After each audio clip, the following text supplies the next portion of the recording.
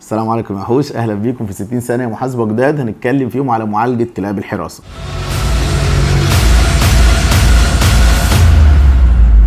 معالجة كلاب الحراسة ليها عندنا أكتر من معالجة محاسبية بحسب النشاط. فلو بنتكلم على مزرعة بتربي كلاب الحراسة ده بغرض الإتجار مثلا، فهي هنا بالنسبة لها نشاط زراعي، وده بيبقى خاضع لمعيار الزراعة والأصول الحيوية، وفي فيديو عاملينه مخصوص للأصول الحيوية. في حالة لو كانت الشركة اللي اقتنت الأصل ده شركة حراسة، ففي الحالة دي احنا عندنا حالتين: إن تكون الكلب ده قيمته كبيرة، ففي الحالة دي هنعالجه أصول ثابتة، وكل اللي بينفق عليه بيبقى مصاريف عمومية أو تشغيلية على حسب نوع كلب الحراسة، يعني في شركة أمن أو في شركة عادية. ولو قيمة الكلب مش كبيرة فبيعالج كمصروفات عمومية ولا يحمل أصول ثابتة. أشوفكم على خير إن شاء الله في 60 سنة محاسبة جداد. السلام عليكم ورحمة الله وبركاته.